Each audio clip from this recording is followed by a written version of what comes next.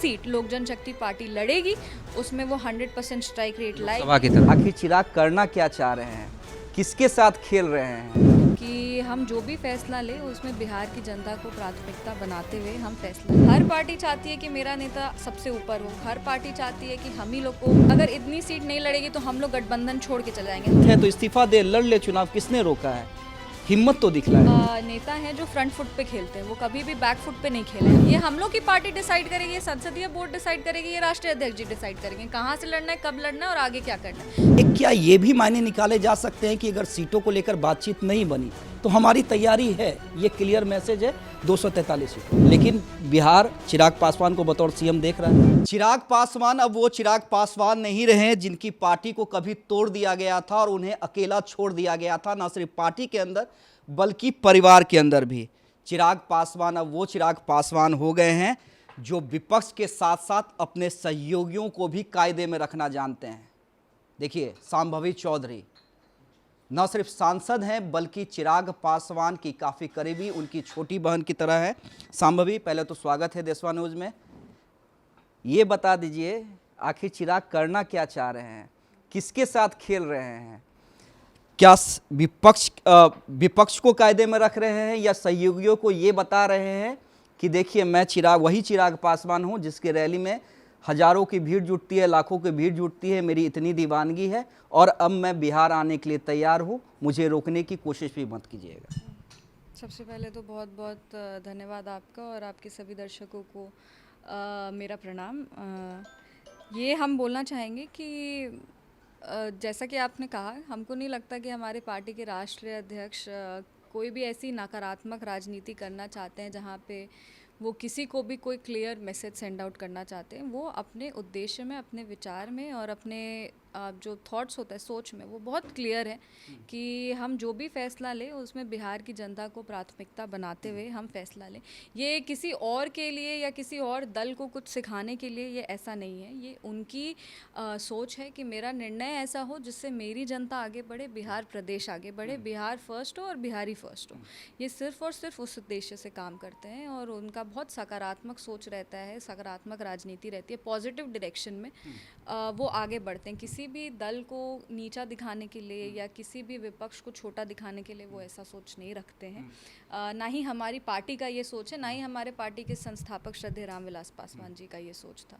तो हम लोग का उद्देश्य बस ये है कि जो भी हम लोग बिहार विधानसभा में जब चुनाव लड़ेंगे तो हमारा रिजल्ट्स ऐसा हो, हमारे पार्टी का परफॉर्मेंस ऐसा हो कि हम लोग बिहार को जो हम लोग की कल्पना है उससे भी आगे लेके जाएं। नहीं, वो ठीक है। आपने कहा कि हम किसी पार्टी को नीचा नहीं दिखलाना चाहते हैं, लेकिन मेरा सवाल नीचा दिखलाने वाला नहीं है। लेकिन कोई भी पार्टी और कोई भी बड़ा नेता ये जानता है कि राजनीति में कौन सा दांव कब खेलना है ताकि सहयोगी भी हमें हल्के में ना ले सके। अब देखिए, ये तो हर कोई जान रहा है कि सीटों का बंटवारा होना है, जेडीयू की अंदर खाने कितनी डिमांड है, बीजेपी क्या चाह रही है, ये किसी से छुपा नहीं है। और ऐसे में ये मान के चला जा रहा है कि एलजेपी उपेंद्र कुशवाहा की पार्टी या जीतन राम मांझी की पार्टी को अपने मन मुताबिक सीटें थमा दी जाएंगी। और यही कारण है कि इन वक्त पे चिराग पासवान हो, उपेंद्र कुशवाहा हो, उन्होंने ठान लिया है कि कम सीट देने की गलती हम मत कीजिएगा।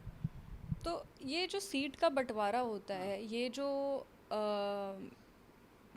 पार्टी में जो टॉप लीडरशिप होती है उसके बीच में ये पूरे डिस्कशन के साथ होता है। और जो पार्टी के लीडर्स होते हैं जब वो जाते हैं सीट नेगोशिएट करने के लिए तो वो अपने पार्टी के सब लोग से पूछ के जाते हैं। पार्टी में भी अच्छे से एक डिबेट होता है, डिस्कशन होता है कि कितना लड़ना चाहिए, क्या लड़ना चाहिए।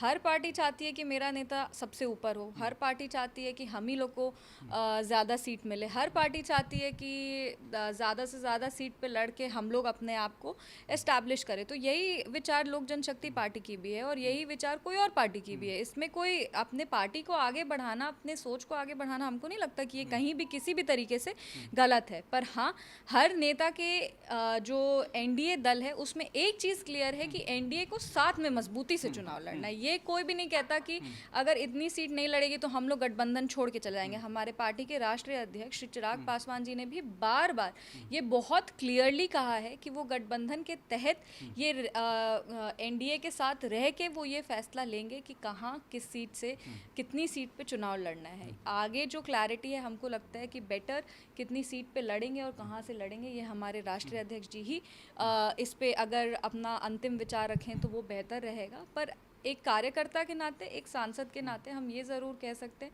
कि जितनी भी सीट लोक जनशक्ति पार्टी लड़ेगी उसमें वो 100% स्ट्राइक रेट लाएगी, सभा की तरह लोकसभा की तरह 100% स्ट्राइक रेट लाएगी। और हम इस चीज़ की गारंटी दे सकते हैं कि जितने भी दल, वो पक्ष के हों वो विपक्ष के हों, जितने भी दल बिहार विधानसभा का चुनाव लड़ेंगे उसमें पोलिंग परसेंटेज लोक जनशक्ति पार्टी की सबसे हाई रहेगी। अब देखिए, जैसे ही चिराग पासवान घोषणा करते हैं, जाहिर सी बात है, चिराग पासवान लाइमलाइट में हैं तो तमाम मीडिया वाले सवाल जाके करेंगे। बड़े नेताओं का सीधे सीधे बयान आता है और खासकर विपक्ष के नेताओं का, हिम्मत है तो इस्तीफा दे, लड़ ले चुनाव, किसने रोका है?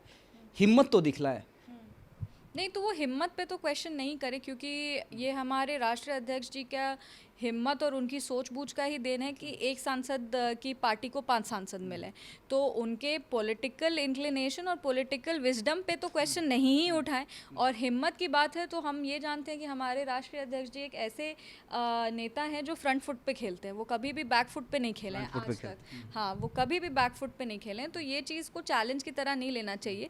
इसको इस तरह से धमकी दे करके और अपनी नकारात्मक शब्दों का प्रयोग करके राजनीति को जो है खराब नहीं करना चाहिए।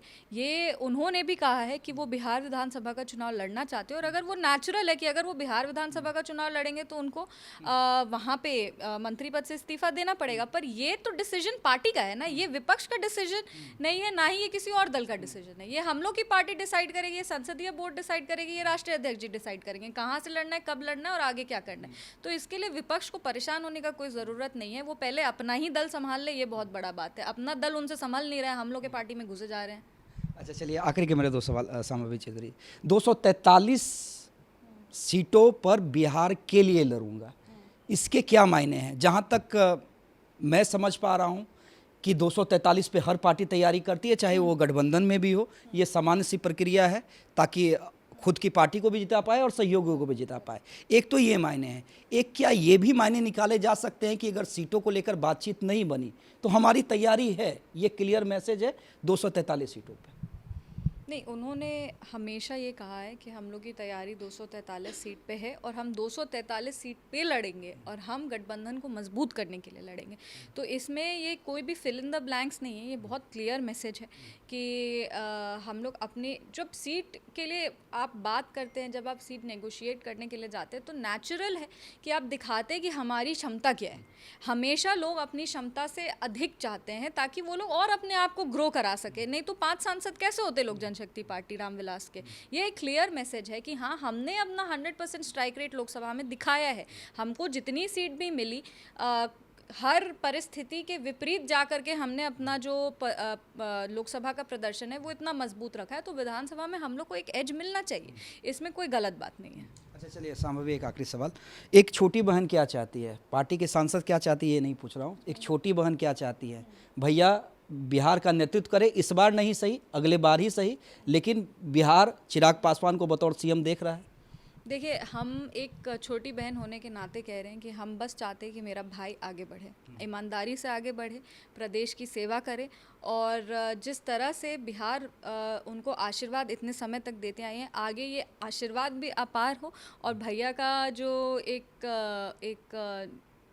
एक डायनामिज़म है उनके लीडरशिप में, जिस तरह से वो अपने आप को युवा बिहारी कहते हैं और बिहार के लिए इतनी सकारात्मक सोच रहते हैं, इसके साथ वो मजबूती से आगे बढ़े और उनका जो भी निर्णय, जो भी फैसला होगा, उनकी बहन हर समय उनके साथ खड़ी। चलिए, बहन हर समय साथ खड़ी रहेगी, ये कहना है संभवी चौधरी का।